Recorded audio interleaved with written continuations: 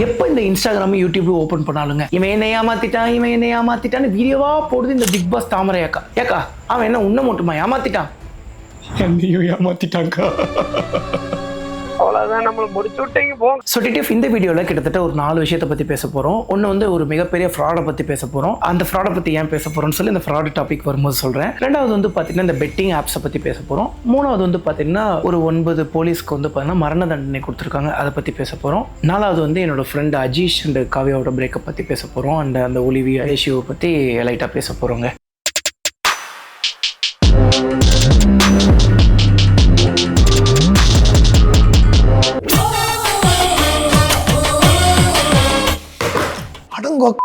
வணக்கம், நான் உங்கள் வாசன் டிடிஎஃப் எப்படி இருக்கீங்க? நல்லா இருப்பீங்க நம்புறேன். ஸோ டிடிஎஃப் ஃபஸ்ட்டு வந்து பார்த்தீங்கன்னா ஒரு மிகப்பெரிய ஒரு ஃப்ராடை பற்றி பேச போகிறோம். அந்த ஃப்ராடை பற்றி ஏன் பேசுகிறேன்னு சொல்லி ஃபஸ்ட்டு நான் சொல்கிறேன். நான் ஏமாந்த கதை அதெல்லாம் வந்து பார்த்தீங்கன்னா சொல்கிறேன். ஆனால் நான் ரொம்ப ஏமாறல, கொஞ்சமாக தான் ஏமாத்திருக்கேன் மற்றவங்க கூட கம்பேர் பண்ணும்போது.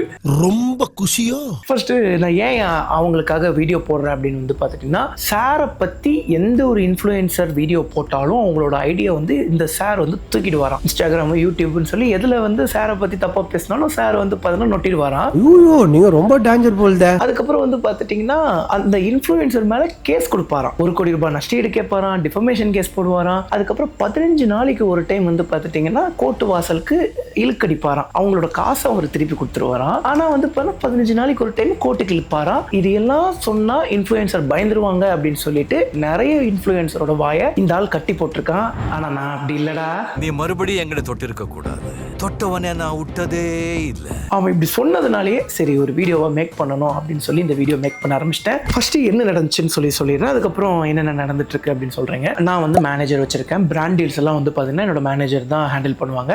ஸோ மக்களுக்கு பயன்படக்கூடிய பிராண்ட்ஸ் கூட மட்டும்தான் நான் கொலாபரேட் பண்ணுவேன். எப்பவுமே வந்து பார்த்தீங்கன்னா மக்களை கஷ்டப்படுத்தக்கூடிய, அவங்கள வந்து அவங்களோட பணத்தை சுரண்டுற மாதிரி, அவங்களுக்கு பாதிப்பு தர மாதிரி எந்த ஒரு பிராண்ட் டீல்ஸும் நம்ம எடுக்கிறது கிடையாது. அது கோடி ரூபாய் கொடுத்தாலும் நம்ம என்னைக்கும் எடுத்தது கிடையாது, எடுக்க போறதும் கிடையாதுங்க. ஏன்னாங்க வாழ்க்கையில் வந்து பார்த்தீங்கன்னா பல ஃபோர்ஜரியை பார்த்துட்டு வரும். அதனால யார் ஃப்ராடு யார் கரெக்டானவங்கன்னு சொல்லி ஃபில்டர் பண்ணி அவங்களே வந்து பார்த்தீங்கன்னா நல்லா பார்த்துப்பாங்க. உண்மையை சொல்ல போனால் பல ஃப்ராடை பார்த்துட்டு வந்தது ரொம்ப நல்லதுங்க. அதனால தான் இவன்ட்ட பேசாமே அவன் ஃப்ராடுன்னு நான் கண்டுபிடிச்சேன். ஃபர்ஸ்ட்டே வந்து பார்த்துட்டிங்கன்னா நான் ஃப்ராடுன்னு கண்டுபிடிச்சி நான் வந்து பார்த்தீங்கன்னா செக்யூர் ஆகிட்டேன். என்னன்னு சொல்கிறேன். ஸோ ஃபஸ்ட்டு வந்து பார்த்தீங்கன்னா இந்த மாதிரி நல்ல நல்ல பிராண்ட்ஸ்லாம் வரும். அதில் வந்து பார்த்தீங்கன்னா நாங்கள் பார்த்து கரெக்டாக எல்லா பேக்ரவுண்ட்லாம் வெரிஃபை எல்லாம் பண்ணி பிராண்ட்ஸை வந்து நாங்கள் எடுப்போம். அந்த மாதிரி வந்து பார்த்தீங்கன்னா ஒரு ஏஜென்சி மூலியமாக வந்து பார்த்தீங்கன்னா என் மேனேஜருக்கு வந்துச்சு. என் மேனேஜர் வந்து எல்லாமே வெரிஃபை பண்ணிட்டு இவங்க வந்து நல்ல ஒரு ஜென்யூனான பிராண்ட் தான் அப்படின்னு சொல்லி எனக்கு இன்ஃபார்ம் பண்ணாங்க. ஏஜென்சி ஜென்யூனான ஏஜென்சி தான் அப்படின்னாங்க. ஏன்னா அந்த ஏஜென்சி கூட ஆல்ரெடி என்னோட மேனேஜர் வந்து ஒர்க் பண்ணியிருக்காங்க. அந்த ஏஜென்சியில் தான் இந்த ஆள் வந்து வேலை செய்கிறாரு. ஸோ அந்த ஆளோட பேர் சொல்ல போகிறது இல்லை நான். ஸோ காரணம் வந்து பார்த்துட்டிங்கன்னா லைஃப்பில் எல்லாருமே வந்து பார்த்துட்டிங்கன்னா தப்பு பண்ணுவாங்க. ஸோ அது திருத்திக்கிறதுக்கான ஒரு வாய்ப்பு தரேன். பட் இருந்தாலும் வந்து பார்த்துட்டிங்கன்னா ஒரு பிரபல தொலைக்காட்சியில் இருக்கக்கூடிய பிரபல சீரியல் நடிகையோட ஹஸ்பண்டுங்க அவர். முன்னாள் ஹஸ்பண்ட் மேபி அவங்களுக்கு டிவோர்ஸ் ஆயிடுச்சா என்ன இதுன்னு சொல்லி தெரியல. டிவோர்ஸ் ஆயிடுச்சு இல்லை அதுக்கு தான் போராடிட்டு இருக்காங்க போல. அந்த ஆள் கூட வந்து பார்த்துட்டிங்கன்னா ஆல்ரெடி என்னோட மேனேஜர் ஒர்க் பண்ணியிருக்காங்க. அதனால ஜென்யூன் தான் அப்படின்னு சொல்லிட்டு எடுத்துட்டாங்க. ஸோ நானுமே வந்து பார்த்தீங்கன்னா போய் ப்ரொமோஷன்லாம் நல்லா ஷூட் பண்ணிட்டு முடிச்சுட்டாச்சு. ஆனால் அந்த இடத்துல ஒரு மெயினாக ஒரு விஷயம் நடந்துச்சு. என்னன்னா வந்து பார்த்தீங்கன்னா பிராண்ட் கிட்ட போய் வீடியோஸ்லாம் ஷூட் பண்ணும்போது அவங்க எப்போவுமே நம்பர் கேட்பாங்க. என்கிட்ட ஒரு கிட்டத்தட்ட ஒரு 100 பிராண்டுக்கு மேலே, ஒரு 150 பிராண்டுக்கு மேலே என்கிட்ட காண்டாக்ட் நம்பர் இருக்கும். ஸோ இதே மாதிரி வந்து பார்த்தீங்கன்னா அவங்களும் என்னோட காண்டாக்ட் நம்பர் கேட்டாங்க. நானும் ஷேர் பண்ணிட்டேன். அது இதெல்லாம் முடிஞ்சிருச்சு. அதுக்கப்புறம் வந்து பார்த்தீங்கன்னா நாங்கள் கிளம்பி வந்தாச்சு. இந்த இடத்துல வந்து பார்த்தீங்கன்னா ஒரு விஷயம் நடக்குது. என்னென்னா என் மேனேஜருக்கு வந்து இந்த ஆள் கால் பண்ணி வாசன் பிரதர் வந்து தேவையில்லாமல் வந்து அந்த பிராண்டோட நம்பர் எதுக்கு அவர் வாங்கினாரு. நான் வாங்கலை. ஃபஸ்ட்டு அவங்க கேட்டாங்க. நான் கேட்டாலும் தப்பு இல்லை, அவங்க எங்கிட்ட நம்பர் கேட்டாலும் தப்பு இல்லை. அது எங்களுக்குள்ளே இருக்கக்கூடியது. இதுக்கப்புறம் வந்து பார்த்தீங்கன்னா நாங்கள் தனியாக ஒர்க் பண்ணுவோமான்னு கேட்டால் கிடையாது. ஏன்னா இவங்க மூலியமாக தான் வந்திருக்கோம். ஸோ அது வந்து பார்த்தீங்கன்னா எத்திக்ஸ் கிடையாது. பிராண்ட்ஸ் எப்போவுமே வந்து பார்த்தீங்கன்னா நம்ம தனியாக ஒர்க் பண்ணலாமான்னு கேட்பாங்க. பட் நான் எப்போவுமே வந்து பார்த்தீங்கன்னா மேனேஜர் மூலியமாக தான் வருவேன். ஏன்னா மேனேஜருக்கு தனி காசுலாம் கிடையாது. நான் வந்து தனியாக அவங்களுக்கு சேலரி தந்துட்டு இருக்கேன். ஏஜென்சி மூலியமாக வரும்போது வந்து பார்த்தீங்கன்னா அவங்க சம் பார்ட் ஒரு ஏஜென்சியை பொறுத்து மாறும். சில ஏஜென்சி வந்து பார்த்தீங்கன்னா நிறைய காசு எடுப்பாங்க. சில ஏஜென்சி வந்து பார்த்தீங்கன்னா ஒரு மினிமலான அமௌண்ட் எடுப்பாங்க கமிஷனாக. எனக்கு வந்து அவங்க உங்ககிட்ட எவ்வளோ கேட்டாங்க அப்படின்லாம் நான் விசாரிச்சிருக்கேன் அப்படின்னு சொல்லி அவங்களாம் வந்து பார்த்துட்டுனா சொல்கிறாங்க. ஸோ அப்போவே வந்து பார்த்தீங்கன்னா நான் ஜட்ஜ் பண்ணிட்டேன். அக்கா எனக்கு என்னமோ இவன் ஃப்ராடாக ஃபீல் ஆகுதுக்கா, ஏன் வாசா அப்படி சொல்கிற அப்படின்னு சொல்லி அப்போது நடுவில் இந்த ஒரு வார்த்தையை சொன்னாங்க.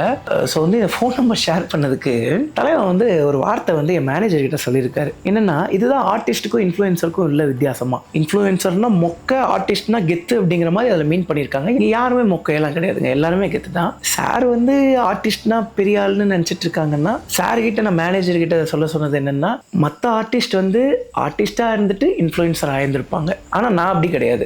நான் ஒன்றுமே இல்லாமல் இன்ஃப்ளூயன்சர் ஆகி இன்ஃப்ளூயன்ஸ்லேருந்து ஆர்டிஸ்ட் ஆகிடுக்க, நான் அதோட கெத்துக்கா அப்படின்னு சொல்லிடுங்க அப்படின்னு சொல்லியிருந்தேன். அதுக்கப்புறம் நான் என் மேனேஜர் கிட்ட சொன்னாக்கா, எனக்கு இது ஏதாவது ஒரு பெரிய ஃப்ராடாக ஃபீல் ஆகிறா அப்படின்னு சொன்னேன். ஏன்டா இப்படி சொல்கிற அப்படின்னு சொல்லி கேட்கும்போது, இல்லைக்கா அவன் நோண்டி நோண்டி நோண்டி திரும்பி என் பொழப்ப ஏதோ கெடுத்துருவீங்களான்னு பயமா இருக்குங்கிறான், கான்டாக்ட் நம்பர் ஷேர் ஆனதுக்கு பயப்படுறான், அவனை கொஞ்சம் என்னன்னு சொல்லி வெரிஃபை பண்ணுங்க அப்படின்னு சொல்லி நான் சொன்னேன். என் மேனேஜர் வந்து யாருக்கிட்டையுமே ஏமாற மாட்டாங்க. பட் இது வந்து ப்ரொஃபஷனல் ஃபோர்ஜரி அப்படிங்கிறதுனால இவன்ட்ட மாட்டிக்கிட்டாங்க. பிராண்டை பொறுத்து மாறுங்க. சில பிராண்டு வந்து பார்த்துட்டிங்கன்னா, இப்போ வந்து எக்ஸாம்பிளுக்கு வந்து சுசுக்கிக்கு நம்ம வந்து பார்த்தீங்கன்னா ஜெய்ப்பூரில் போய் வீடியோ போட்டோம்.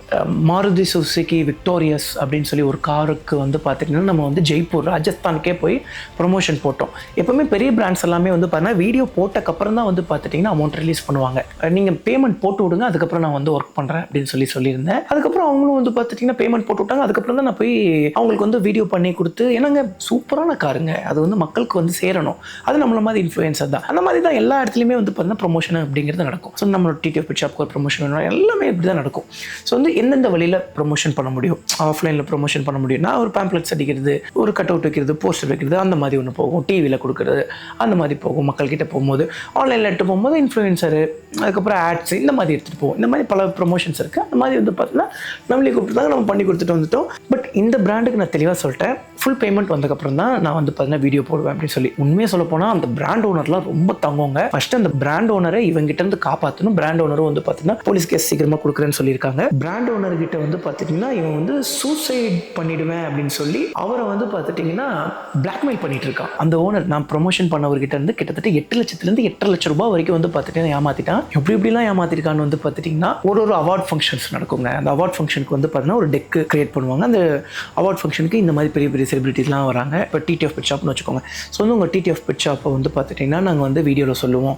ஸோ வந்து நாங்கள் வந்து பார்த்தீங்கன்னா வீடியோவில் போடுவோம். அந்த ஒரு செலிபிரிட்டி கையால் கொடுத்து மக்களுக்கு உங்களோட பேர் போட்டு அந்த ஒரு அவார்டு கொடுப்போம் அப்படின்லாம். ஸோ வந்து பார்த்துட்டிங்கன்னா ஒரு டெக்கை ரெடி பண்ணி ஸோ அதை வந்து பார்த்தீங்கன்னா பிராண்ட்ஸ் கிட்ட எடுத்துகிட்டு போவாங்க. அந்த மாதிரி உண்மையாகவே நடக்கக்கூடிய ஒரு அவார்ட் ஃபங்க்ஷனோட டெக்கை தலைமை எடுத்துகிட்டு போய் இந்த பிராண்ட் கிட்ட எடுத்துகிட்டு போய் இந்த மாதிரி ஸ்பான்சர்ஷிப் பண்ணுங்கள், உங்களுக்கு அப்படி தூக்கி நிப்பாட்டுவேன் அப்படின்னு சொல்லி காசை ஏமாத்திட்டான். அது ஒரு 2.5 லட்சம் பக்கம் ஏமாத்திட்டான். அப்புறம் இந்த மாதிரி இன்ஃப்ளூயன்சர்ஸ்க்குலாம் காசு தரேன் அப்படின்னு சொல்லி ஏமாத்திட்டான். நான் வந்து பார்த்தீங்கன்னா வீடியோ டிலே ஆகிட்டே தான் இருந்தது. ஆக்சுவலி எங்களோட கான்வர்சேஷன் நானும் பிராண்டோ பேசிட்டு தான் இருந்தோம். அது வந்து பார்த்தீங்கன்னா நம்ம ஆளுக்கு தெரியாது. ஸோ வந்து இவன் யாரும் நம்மளை பேசக்கூடாதுன்னு சொல்றதுக்கு அடுத்த வாட்டி இவருக்கு தெரியாமல் நம்ம அவர்கிட்ட வந்து பார்த்துட்டிங்கன்னா ஒரு பிராண்ட் டீலிங் வச்சிருந்தோம்னா அப்போ ஒரு கொஸ்டின் பண்ணலாம், இவன் யாருங்க நம்மளை பேசக்கூடாதுன்னு சொல்றது. நானும் மேனேஜர் இவரும் பேசிட்டு தான் இருந்தோம். வீடியோ அவுட்டை எப்போவோ பண்ணி முடிச்சு எப்போ வீடியோ எடுத்து 2 நாளில் வந்து பார்த்தீங்கன்னா வீடியோ எடிட்டிங்லாம் முடிச்சு இவங்க ஏஜென்சிஸ்க்கு அனுப்புறதுக்கு முன்னாடி வந்து பார்த்தீங்கன்னா ஓனருக்கு தான் ஃபர்ஸ்ட் அனுப்பிச்சு விட்டேன். ஓனருக்கு அனுப்பிச்சு விட்டு அவங்களுக்கு ரொம்ப ஹாப்பி, சூப்பராக இருக்குது அப்படின்னு சொல்லி.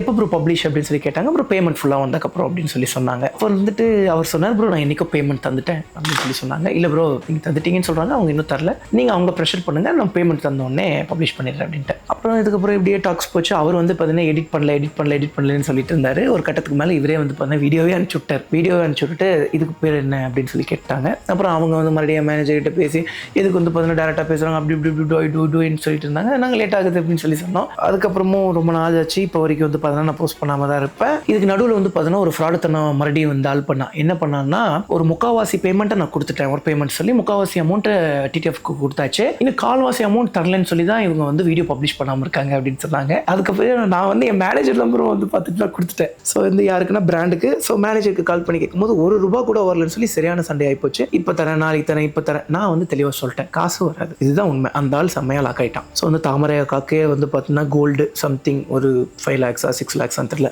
அக்காவோட கோல்டு வித்துட்டாங்கன்னு சொல்கிறாங்க. அந்த அக்கா ரொம்ப கஷ்டப்பட்டுட்டாங்க சீரியஸாங்க. என்னால் அந்த அக்காவோட வலியை உணர முடியுது. ஏன்னா ஒருத்தன் வாழ்க்கையே முடிச்சுக்கிறேன் அப்படின்னு சொல்லி போகும்போது, ஏய் நீ உன் வாழ்க்கையை முடிச்சுக்காதடா, நீ வாடா நான் உன்னை நல்லா பார்த்துக்கிறேன்னு சொல்லி தாமரை அக்கா ஒரு தம்பியாக நினச்சி அவங்களை கூப்பிட்டு வந்து வீட்டில் சேர்த்து வச்சிருக்காங்க. நான் வந்து ரொம்ப அடிமட்டத்திலேருந்து வந்து கஷ்டப்பட்டு நான் இந்த இடத்துக்கு வந்திருக்கேன். ஒருத்தனுக்கு நான் உதவி செய்ய போயிட்டு அவன் என்னை ஈஸியாக ஏமாத்திட்டு போயிட்டான். ஒவ்வொரு டீ கடைக்கு போகும்போதும் ஒவ்வொரு சாப்பாடு கடைக்கு போகும்போதும் QR கோட் ஃபோட்டோ எடுத்து தலைவன் வந்து பார்த்துட்டிங்கன்னா தாமரை அக்காக்கு அனுப்பிச்சுடுவாங்களாம். அக்கா வந்து பார்த்துட்டிங்கன்னா எடுத்து பே பண்ணுவாங்களாம். எதுக்காக எவனோ ஒருத்தனுக்கெல்லாம் நீங்கள் QR கோட் பே பண்ணுறீங்க அப்படின்னு சொல்லி கண்டிப்பாக யாராவது நினைப்பீங்க. இதுதாங்க ஹியூமனிட்டி. உண்மையாக வந்து பார்த்தீங்கன்னா 4 பேத்துக்கு நம்ம உதவி செய்யணும். பட் இங்கே இருக்கக்கூடிய பிரச்சனையே அதுதான். இந்த மாதிரி உதவி வாங்குறவன் ஜெனியூனானவனா இருந்தால் பிரச்சனை கிடையாது. ஒரு ஃபோர்ஜரியாக இருந்தான்னா தாமரை அக்கா வந்து இந்த ஃப்ராடு வந்து பார்த்தீங்கன்னா வறுமையில் இருக்கும்போது தாமரை அக்காவோட ஹியூமனிட்டியை ஒரு ஏணியாக யூஸ் பண்ணிக்கிட்டான். இப்போ இவன் இந்த ஏணியில் ஏறி இவன் நல்லா வந்துட்டு அந்த ஏணியை பத்திரமா வச்சிருந்தா பரவாயில்ல. அந்த ஏணியை 2 துண்டா உடச்சு விட்டு போயிட்டான். இனிமேல் நாளைக்கு தாமரை அக்கா கிட்ட யாராவது ஒருத்தங்க ஹெல்ப் பண்ண வந்தா கண்டிப்பாக சத்தியமாக சொல்கிறேன் அந்த அக்கா வந்து பார்த்தீங்கன்னா ஃபர்ஸ்ட் நம்ப மாட்டாங்க. ஏன்னா எனக்குமே வரக்கூடிய பல ஹெல்ப்பில் நிறைய பேர் வந்து பார்த்தீங்கன்னா ஜெனியூனான்னு சொல்லி செக் பண்ணுவேன். 50க்கு 50% ஃபேக்காக இருக்கும். பில்லே வந்து பார்த்துட்டிங்கன்னா 2024 பில்லை வந்து பார்த்தீங்கன்னா 2026க்கு அனுப்பிச்சு விட்டு ஹெல்ப் பண்ணுங்களேன் அப்படின்னு சொல்லி கேட்பாங்க. ஸோ ChatGPTயில் வந்து பார்த்தீங்கன்னா பில்லை மாற்ற சொன்னால் கூட ChatGPTயே வந்து பார்த்தீங்கன்னா தெளிவாக மாற்றி கொடுக்கும். அது கூட பண்ணாமல் இப்படிலாம் ஃபோர்ஜரி பண்ணுவாங்க. ஸோ வந்து அப்படி இருக்கும்போது வந்து பார்த்துட்டிங்கன்னா உண்மையானவங்களையும் ரொம்ப சந்தேக கண்ணோட பார்க்குற மாதிரி இருக்கும். அண்ட் வந்து இன்னொரு இன்ஃப்ளூயன்சர் ஏமாற்றிட்டான். ஒரு இன்ஃப்ளூயன்சர் இல்லைங்க, ஒரு இன்ஃப்ளூயன்சரில் ஒரு ஆர்டிஸ்ட் கிடையாது, எக்கச்சக்க இன்ஃப்ளூயன்சர் அண்ட் எக்கச்சக்க ஆர்டிஸ்ட். இன்னும் ஒருத்தங்களா வீடியோ தான் போட போகிறாங்க. அண்ட் வந்து ஃபர்ஸ்ட் இன்ஃப்ளூயன்சர் நீங்கள் எதுக்கு பயப்படுறீங்க? நீங்கள் எந்த தப்பும் பண்ண கிடையாது. யாரோ ஒருத்தர் கேஸ் போட்டுருவான்னு சொல்லிட்டு நீங்கள் பயப்படுறீங்க. ஸோ வந்து வாழ்க்கையில் வந்து பார்த்தீங்கன்னா 1008 பிரச்சனையோட இருக்கேன். நான் பல பிரச்சனையோட இருக்கேன். ஸோ வந்து இவன் போடக்கூடிய பொய் கேஸ் எல்லாம் நம்மள ஒன்றும் போகிறது கிடையாது. ஸோ வந்து நீங்கள் வந்து பார்த்தீங்கன்னா நார்மலாக உங்களுக்கு நடந்த அநீதியை நீங்கள் வீடியோவாக போடுங்க. அவன் அப்படி கம்ப்ளைண்ட் பண்ணாங்கன்னா நீங்கள் டேரெக்டாக போங்க. ஒரு நாள் தான், ஒரே ஒரு நாள் போய் நீங்கள் வந்து பார்த்துட்டீங்கன்னா அந்த விசாரணை நடக்கும். எனக்கு இது வரைக்கும் இந்த ஒரு நாளும் விசாரணை நடந்ததில்லை. ஸோ வந்து எல்லாமே வந்து பார்த்துட்டீங்கன்னா டேரெக்டாக கேஸ் போட்டுருவாங்க. அது வேற. நீங்கள் போய் விசாரணையில் உட்காருங்க. நீங்கள் குற்றமற்றவன்னு சொல்லி நிரூபிங்க. அவ்வளோதான், வேலை முடிஞ்சு. இந்த மாதிரிலாம் த்ரெட்னிங் பண்ணுறாங்கன்னா நீங்கள் பயப்படாமல் வந்து பார்த்தீங்கன்னா போலீஸ் கேஸ் கொடுங்க. அண்ட் வந்து அடுத்தடுத்த வீடியோஸ் போடுங்க. ஸோ இந்த நீங்கள் மட்டும் ஏமாற கிடையாது, இன்னும் எத்தனையோ அப்பாவிகள் ஏமாந்துட்டு இருக்காங்க. உங்களை பின்தொடர்றதுக்கு லட்சக்கணக்கான மக்கள், கோடிக்கணக்கான மக்கள், ஆயிரக்கணக்கான மக்கள் இருக்காங்க. ஆனால் அவங்களுக்கு பின்னாடி ஒரு 4 பேர், 5 பேர், 10 பேர் கொண்ட ஃபேமிலி மட்டும் தான் இருப்பாங்க. ஸோ அப்போ அவனுக்கு ஒன்று ஆச்சுன்னா யார் வந்து கேட்பா? ஸோ ப்ளீஸ், ஸோ அலர்ட்டாக இருங்க. ஸோ இந்த மாதிரி சின்ன சின்ன பயப்படுத்துறதுக்கெல்லாம் நீங்கள் அஞ்சாதீங்க, தைரியமாக ஃபேஸ் பண்ணுங்கள். இப்போ வரைக்கும் வந்து பார்த்துட்டிங்கன்னா நான் ₹1 கூட வந்து பார்த்துட்டிங்கன்னா இன்னும் அந்த ஃபோர்ஜரி வந்து பார்த்துட்டிங்கன்னா எங்களுக்கு செட்டில்மெண்ட் பண்ணல. ஸோ வந்து அந்த ஃபோர்ஜரி வந்து பார்த்துட்டிங்கன்னா இன்னும் அமௌண்ட்டை ஃபுல்லாக செட்டில் பண்ணலை, இந்த ப்ராப்ளமை சால்வ் பண்ணல அப்படின்னா இனி அடுத்தது வந்து பார்த்திங்கன்னா என் சைடில் போய் போலீஸ் கம்ப்ளைண்ட் கொடுக்குற மாதிரி இருக்கும். ஓனரை வந்து பார்த்தீங்கன்னா இன்னும் நல்லா ஏமாற்றிட்டு தான் இருக்கான். ஸோ நான் ஓனர்கிட்ட தெளிவாக சொல்லிட்டேன், நீங்கள் போய் போலீஸ் கேஸ் கொடுக்காத வரைக்கும் அவன் வந்து பார்த்தீங்கன்னா இன்றைக்கி நாளைக்கு நாளானிக்குன்னு சொல்லி இழுத்துக்கிட்டே தான் இருப்பான். ஸோ இந்த வீடியோ வந்து பார்த்திங்கன்னா நான் வந்து 1 வீக்குக்கு முன்னாடி ஷூட் பண்ணிகிட்ருக்கேன். ஞாயிற்றுக்கிழமை ஷூட் பண்ணிகிட்ருக்கேன். வர்ற வியாழன் சனி வரைக்கும் டைமு.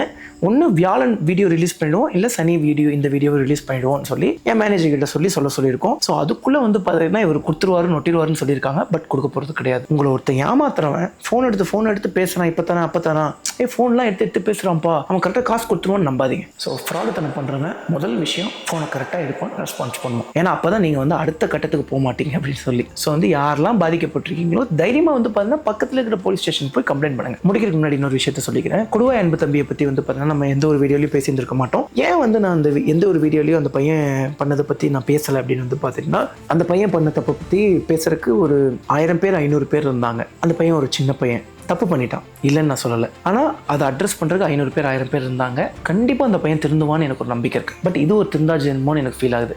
அதனால தான் இவனுக்காக ஒரு வீடியோ. ஒரு திருட்டு பண்ணிட்டான், அந்த திருட்டுக்கு அப்புறம் இன்னொரு திருட்டு மாட்டிக்கிட்டான். அப்புறம் அந்த பிரச்சனை சால்வ், மறுபடியும் இன்னொரு திருட்டு பண்ணுறான்னா அவன் அவ்வளோ சீக்கிரத்தில் வந்து பண்ண திருந்தவே முடியாது. அது ஒரு அடிக்ஷன் மாதிரி ஆகிடும். ஸோ அந்த ஸ்மோக் பண்ணுறது எப்படி ஒரு அடிக்ஷன், குடிக்கிறது எப்படி ஒரு அடிக்ஷனோ அந்த மாதிரி இது ஒரு பெரிய அடிக்ஷன் தான். மதிப்புமிக்க காவல்துறை, ஸோ வந்து தயவு செஞ்சு இதுக்கான ஒரு ஆக்ஷன் எடுங்க, சட்டம் நடவடிக்கை எடுத்து ஸோ வந்து எல்லாருக்கும் போக வேண்டிய காசை கொண்டு போய் சேருங்க. ஸோ இது தாங்க சொல்லணும்னு நினச்சேன். அடுத்த டாபிக் என்னன்னு வந்து பார்த்துட்டிங்கன்னா பெட்டிங் ஆப்ஸை பற்றி பேசணும்னு சொல்லி. ஸோ வந்து எனக்கு தெரிஞ்ச இன்ஃப்ளூயன்சர்ஸே வந்து பார்த்துட்டிங்கன்னா நிறைய பேர் வந்து பார்த்தீங்கன்னா பெட்டிங் ஆப்புக்கு ப்ரொமோட் பண்ணுறாங்க. தெரியாதவங்க நிறைய பேர் பண்ணுறாங்க. எக்கச்சக்கமான பேர் வந்து பார்த்தீங்கன்னா பெட்டிங் ஆப்புக்கு ப்ரொமோட் பண்ணிகிட்ருக்காங்க. ஸோ வந்து நானும் வந்து பர்சனலாக சொல்லிட்டேன். பட் என்னதான் இருந்தாலும் ஒருத்தங்க எடுக்கக்கூடிய முடிவு அது அவங்களோடதுங்க. நம்ம கூட இருக்காங்க, அவங்க வந்து பார்த்தீங்கன்னா பெட்டிங் ஆப்பை பற்றி ப்ரொமோட் பண்ணுறாங்கன்னா அது நமக்கு சாராது. அவங்க பண்ணக்கூடிய தப்பு அது அவங்களோடது. ஸோ வந்து இதை மென்ஷன் பண்ணணும்னு நினச்சேன். நானுமே வந்து பர்சனலாக நிறைய பேருக்கு சொல்லியிருக்கேன். நம்மளோட வீடியோ பார்க்கக்கூடிய இன்ஃப்ளூயன்சர், என்னோட ஃப்ரெண்ட்ஸ், ஃபேமிலி, யார் இன்ஃப்ளூயன்சர் இருந்தாலும் தயவு செஞ்சு இந்த பெட்டிங் ஆப்பை ப்ரொமோட் பண்ணாதீங்க. ஸோ வந்து உங்களோட ஃபாலோவரை நீங்களே ஏமாத்துனதுக்கு சமம். ஏன்னா உங்களை நம்பி அவங்களோட வாழ்க்கை மாறும். ஸோ வந்து நீங்கள் நிறைய பேருக்கு வந்து பார்த்துட்டிங்கன்னா எங்களை ஏன் ஃபாலோ பண்ணுறாங்க அப்படின்னு சொல்லி தெரிய மாட்டேங்குது. எதுக்கு நான் இவனை சம்மந்தமே நம்ம இவ்வளோ லட்சம் மக்கள் ஃபாலோ பண்ணுறாங்கன்னு சொல்லி. எங்ககிட்ட கடவுள் அன்பாலையும் உங்களை மாதிரி நல்ல உள்ளங்கள் அனுப்பினாலும் ஏதோ ஒரு ஸ்டஃப்ஸ் இருக்குது. அதை யங்ஸ்டர்ஸ் பார்க்கும்போது இந்த மாதிரி நம்மளும் சக்ஸஸ்ஃபுல்லாக வரணும், இவன் கேரக்டர் நம்மளும் எடுத்துக்கணும், நம்மளும் மேட்ரிக்ஸ் வாழ்க்கையை உடைக்கணும் அப்படின்னு சொல்லி ஒரு உயர் சிந்தனைகளை வச்சுக்கிட்டு தான் வந்து பார்த்திங்கன்னா ஃபாலோ பண்ணுறாங்க. அந்த மாதிரி இருக்கும்போது இன்ஃப்ளூயன்சர் உங்களுக்கு வந்து பார்த்திங்கன்னா ரெஸ்பான்சிபிலிட்டிஸ் இருக்குது. ஸோ வந்து உங்களோட ஃபாலோவர்ஸை கரெக்டாக கைலன் பண்ணுங்கள். அதுக்கப்புறம் இந்த பெட்டிங் ஆப்பில் வந்து பார்த்துட்டிங்கன்னா இப்படியே வருமாங்க, சொயின் மேலே போனால் காசு வருமா, சொயின் கீழே போனால் காசு நொட்டிட்டு போயிடுமா. டேய் என்னடா இது, காசு போடுற நமக்கே வந்து பார்த்திங்கன்னா ஒரு லாஜிக் இருக்கணும். ஸோ பொதுமக்கள் எல்லாருமே தெரிஞ்சுக்கோங்க, பெட்டிங் ஆப்புங்கிறதே ஃப்ராடு தான். கோவாவில் கசினோன்னு ஒன்று இருக்குது, அது வேறு. அதை தவிர இந்தியாவில் இருக்கிறது எல்லாமே ஃபோர்ஜரி தான். அது ஃபோர்ஜரியான்னு நமக்கு தெரில, பட் அங்கேயும் உங்களோட காசு போயிடும். 9 காவலர்களுக்கு வந்து பார்த்திங்கன்னா அது வேறு எந்த ப்ராப்ளமும் இல்லைங்க. சாத்தானுக்குளம்ல வந்து பார்த்துட்டிங்கன்னா அப்பா மகன் 2 பேரும் வந்து பார்த்திங்கன்னா இறந்தாங்கல்ல, அதுக்கு 9 போலீஸை வந்து பார்த்துட்டிங்கன்னா ரிமாண்ட் பண்ணியிருந்தாங்க. அவங்கள வந்து பார்த்துட்டிங்கன்னா இப்போது மரண தண்டனை கொடுத்துட்டாங்க அப்படின்னு சொல்லி கேள்விப்பட்டேன். நம்மளோட பெகசஸ் கார் மதுரையில் தான் வந்து பார்த்திங்கன்னா கேஸ் நடந்துட்டு இருந்தது. ஸோ அதுக்காக வந்து பார்த்துட்டிங்கன்னா நம்ம மதுரையில் போனப்போ ஒரு தம்பியை பார்த்தேன். ஸோ வந்து அந்த 9 போலீஸில் ஒரு போலீஸ் அண்ணனோட பையன்தான் அந்த பையன். ஸோ அந்த பையன் சொன்னதை சொல்கிறேன் நான். 1000 குற்றவாளிகள் தப்பிக்கப்படலாம், பட் ஒரு நிரபராதி தண்டிக்கப்படக்கூடாது அப்படின்னு சொல்லியிருக்காங்க. நான் ஒரு நிரபராதியாக நானுமே வந்து பார்த்துட்டிங்கன்னா சில கால சூழ்நிலைனால தண்டிக்கப்பட்டேன். ஸோ அந்த வழியும் எனக்கு இருக்குல்ல. அதுவும் இல்லாமல் நம்மளோட டிடிஎஃப் ஒரு தம்பி, அப்பா இல்லாத அந்த ஒரு வழியே எனக்கு ஒரு பெரிய வழி. அவங்களுக்கு அப்பா இருந்து உள்ளே இருக்கிறது அப்படிங்கிறது ஒரு பெரிய வழி. தப்பு பண்ணால் தண்டனை கண்டிப்பாக கிடைச்சிதாகணும். தம்பி என்ன சொன்னாங்கன்னு நான் சொல்கிறேன், இதனால் நிரபராதியாக இருந்தால் அவங்களுக்கு எதாவது நல்லது நடந்தால் நமக்கு நல்லது தானே. ஸோ நான் அந்த தம்பி என்ன சொன்னார்னா, அந்த 9 போலீஸ்லேயும் வந்து பார்த்திங்கன்னா அவரும் ஒரு போலீஸ் தான், அவருக்கும் இதுக்கும் எந்த சம்மந்தமும் கிடையாது, ஏதோ கையெழுத்து மட்டும்தான் போட்டாங்க அப்படின்னு சொல்லி அந்த தம்பி சொன்னால், ப்ளீஸ் நான் எனக்காக இதை ஒரு வீடியோவாக போடுங்க அப்படின்னு சொன்னாங்க. ஸோ வந்து நான் அன்றைக்கி எப்படி தம்பி இதை ஒரு வீடியோவாக போடுறது, சரிப்பா நான் என்னென்னு பார்க்குறேன் அப்படின்னு சொல்லிட்டு வந்துட்டேன். இப்போ அந்த தண்டனை வந்துருச்சு அப்படின்னோடனே அவங்க அப்பா இறக்க போகிறாங்க அப்படிங்கும்போது அது எவ்வளோ வலிக்கும் அப்படின்னு என்னால் உணர முடியுது. ஸோ கண்டிப்பாக சட்டம் தன் கடமையை செய்யணும். கொஞ்சம் அது நிரபராதியாக என்ன ஏதுன்னு சொல்லி மட்டும் அது பார்த்தீங்கன்னா இந்த பையனுக்கும் ரொம்ப நல்லது, நம்ம சொசைட்டிக்கும் ரொம்ப நல்லது. ஸோ இந்த அடுத்தது வந்து பார்த்தீங்கன்னா அஜீஷ் அண்ட் காவியா இஷ்யூ. அது என்ன இஷ்யூனாங்க, ஒன்றும் இல்லைங்க, என்னோடய க்ளோஸ் ஃப்ரெண்ட் அஜீஷ். ஸோ வந்து அவன் பல வருஷமாக வந்து பார்த்துட்டிங்கன்னா கிட்டத்தட்ட ஒரு 7 இயர்ஸ் 6 இயர்ஸ் 8 இயர்ஸாக வந்து பார்த்தீங்கன்னா ஒரு பொண்ணை லவ் பண்ணிட்டு இருந்தான். பேர் வந்து பார்த்தீங்கன்னா காவியா. ஸோ அவங்க ரொம்ப க்ளோஸு, ரொம்ப சூப்பரான கப்பல். ஸோ வந்து பிரேக்கப் ஆகிடுச்சு ஒரு டைமு, ரொம்ப பைத்தியம் மாதிரி ஆகிட்டாச்சு. அதுக்கப்புறம் கொஞ்சம் மாதங்கள் கழித்து வந்து பார்த்தீங்கன்னா மறுபடியும் சேர்ந்துட்டாங்க. எல்லாமே நல்லதாக போயிட்டு இருந்துச்சு. இந்த கார்த்தி அண்டு அந்த ஒலிவியா பொண்ணு கூட சண்டை. ஸோ இந்த இவங்க மாற்றி அடிச்சுக்கிறாங்க. அந்த மாற்றி அடிக்கிற ஒரு வார்த்தையில் வந்து பார்த்தீங்கன்னா இந்த ஒலிவியா பொண்ணு இந்த காமத்திபுரா அப்படி இப்படின்னு ஒரு டாபிக் எடுத்து விட்டாங்க. ஸோ அந்த காமத்திபுராக்கு யாரெல்லாம் போனோம், நான், அஜி, கார்த்தி, அப்புறம் கார்த்தியோட ஃப்ரெண்டு, அப்புறம் கார்த்தியோட ஃப்ரெண்ட்ஸ் அப்படிலாம் போனோம்ல. ஸோ இதில் வந்து பார்த்தீங்கன்னா நாங்களும் இன்க்ளூட் ஆகிருக்கோம் அப்படின்னு சொல்லி அஜிக்கும் காவியாக்கும் வந்து பார்த்தீங்கன்னா சண்டை நடந்து இதில் நீயும் இதாக இருக்கு அப்படின்னு சொல்லி அவங்க பிரேக்கப் பண்ணிட்டாங்க. உங்கள் வீட்டில் ஏதாவது பிரச்சனையாவாசானா இல்லைங்க, பைக் எங்கேயாவது வேகமாக போயிருக்கேன் இல்லை எங்கேயாவது கோவப்பட்டிருக்கேன்னா என் வீட்டில் நீ பண்ணியிருப்படான்னு சொல்லி கேட்பாங்க. இந்த மாதிரியான விஷயத்துலலாம் நம்மளை சந்தேகப்பட மாட்டாங்க. நீ அதுக்கு சரிப்பட்டு வர மாட்டேன். அதனால நம்ம சைடு ப்ராப்ளம் இல்லை. அது போக நமக்கு லைசன்ஸ் எல்லாம் வாங்கியாச்சு. அதாவது அந்த லைசன்ஸ் இல்லைங்க, இந்த லைசன்ஸ் எல்லாம் வாங்கியாச்சு. அதனால மேக்ஸ் டு மேக்ஸ் ப்ராப்ளம் கம்மியாக தான் நடக்கும். ஸோ இருந்தாலும் எதுக்கும் இருக்கட்டும்னு சொல்லி ஒலிவியாக்கும் வந்து பார்த்தீங்கன்னா டெக்ஸ்ட் பண்ணி போட்டு விட்டுருந்தேன். அந்த பொண்ணே தெளிவாக சொல்லிட்டாங்க, ஐயோ உங்களுக்கும் அஜீஷ்க்கும் இதுக்கும் சம்மந்தமே கிடையாது, நான் சொன்னதே வேறு, போர்ட்ரேட் ஆனதே வேறு. ஆனால் இந்த பிரச்சனைக்கும் உங்களுக்கும் எந்த சம்மந்தமே இல்லைண்ணா. நான் வந்து உங்கள் அந்த பாப்புலர் கேங்கு நான் எதுக்காக சொன்னேன் அப்படின்னா, நீங்கள் அவங்கெல்லாம் சேர்ந்து போயிருப்பீங்கள்ல, அதுக்கான ப்ரூஃப்க்கு தான் நான் வந்து சொன்னேன். மற்றபடி உங்கள் நேம் கூட நான் எங்கேயுமே மென்ஷன் பண்ணல. நீ ஏதாவது ஒரு இன்டர்வியூவில் தெளிவாக சொல்லிடுறேன் அப்படின்னு சொல்லியிருந்தாங்க. கமெண்ட்ஸும் பார்த்த சம்மந்தமே எல்லாம் வந்து பார்த்துட்டிங்கன்னா இவனுக்கு பண்ணியிருப்பானுங்க. என்னப்பா, ஒருத்தங்களோட கேரக்டர் அவ்வளோ சீக்கிரத்தில் அசியூம் பண்ணிடாதீங்க. ஒருத்தங்களை பற்றி சாகிற வரைக்கும் சொல்ல முடியாது, செத்தாதான் அவங்களோட கேரக்டரை வந்து பார்த்துட்டிங்கன்னா நம்ம சொல்ல முடியும். ஸோ வந்து உடனே வந்து பார்த்துட்டிங்கன்னா இவன் அப்படி, அவன் அப்படி, இவ அப்படி, அவள் அப்படி அப்படின்னு சொல்லாதீங்க. அதுக்கப்புறம் நான் கார்த்திகிட்டே சொல்லிட்டேன், ஒலிவியா கிட்டே சொல்லிட்டேன், இந்த ப்ராப்ளம் என்னன்னு சொல்லி ஷார்ட் அவுட் பண்ணி முடிங்கடா, சும்மா பல இழுத்துட்டு இருக்கீங்க, முடிச்சு விடுங்க, எத்தனை வருஷம் தான் இழுத்துட்டு இருப்பீங்க அப்படின்னு சொல்லி நானும் சொல்லிட்டேன். அவ்வளோதாங்க, இதுதான் நான் சொல்லணும்னு நினச்சேன். ஸோ ப்ளீஸுங்க, அந்த தாமரைக்காக்கு தயவு செஞ்சு நீதி வாங்கித்தாங்க. அதுக்கப்புறம் எங்களை மாதிரி இருக்கக்கூடிய நிறைய இன்ஃப்ளூயன்சர்ஸ் அண்ட் ஆர்டிஸ்ட்டுக்கு நியாயம் வாங்கித்தாங்க. இன்னொரு விஷயத்த சொல்லிக்கிறேன். ஸோ வந்து இந்த ஆள் வந்து பார்த்திங்கன்னா ஏதாவது ஃபேக் அலிகேஷன் கொடுத்து என் மேலே வந்து பார்த்திங்கன்னா ஏதாவது பொய்யான புகார்கள் கொடுத்தாலோ, அதுக்கப்புறம் டிஃபமேஷனு, அதுக்கப்புறம் 1 கோடியோ கொடு 2 கோடியோ கொடு அப்படின்னு சொல்லி ஏதாவது காமெடி பண்ணிட்டு இருந்தாருன்னா பொறுமையாக வந்து பார்த்தீங்கன்னா வீடியோவில் தெளிவாக பேசி அட்ரஸ் பண்ணிகிட்ருக்கோம். அதுக்கப்புறம் வந்து பார்த்திங்கன்னா எப்படி ஆக்ஷன் எடுக்கணுமோ, சட்ட ரீதியாக எப்படி ஆக்ஷன் எடுக்கணுமோ அப்படி ஆக்ஷன் எடுக்கப்படுவோம். ஓகேங்க, நன்றி. இப்போவே எனக்கு தெரிஞ்சு சட்ட ரீதியாக ஆக்ஷன் எடுப்பாங்க. ஃபோனை ஸ்பீக்கரில் பேசிட்டு போனாலே வந்து பார்த்துட்டிங்கன்னா காரை சீஸ் பண்ணி 3 வருஷம் வைக்கிறாங்க. அப்படி இருக்கும்போது பல லட்சம் ஏமாற்றிருக்காங்க. ஆல்ரெடி சேலம்ல நிறைய கேஸ் இருக்குன்னு சொன்னாங்க. இன்னும் நிறைய விஷயங்கள் பேச வேண்டியது இருக்குது. ஆனால் அதெல்லாம் நான் என் கண்ணால் பார்க்கல. ஸோ வந்து நமக்கு என்ன தெரிஞ்சுமோ எக்ஸாக்டாக இதுதான் உண்மைன்னு தெரியுமோ அதை மட்டும்தான் பேசணும். நம்ம வீடியோ யாராவது சப்ஸ்கிரைப் பண்ணால் பார்த்துட்டு இருந்தீங்கன்னா மறக்காம சப்ஸ்கிரைப் பண்ணி பெல்லைக்கன் தட்டிட்டுக்கோங்க. அடுத்த வீடியோவில் சந்திப்போம். ஸோ இந்த தினமும் காலைல 11 மணிக்கு ஒரு நாளைக்கு vlog, அடுத்த நாள் ஷார்ட்ஸ், அடுத்த நாள் vlog வரும். மறக்காமல் செக் பண்ணி பாருங்கள். ஸோ ஓகே டிடிஎஃப், அடுத்த வீடியோ சந்திப்போம். ஹெல்மெட் போட வேண்டியது இருக்குதுங்க. பை டிடிஎஃப் லவ்விக்கோ, 10 பத்திரமாங்க, சேஃபாக இருங்க. Love you so மச்சுங்க.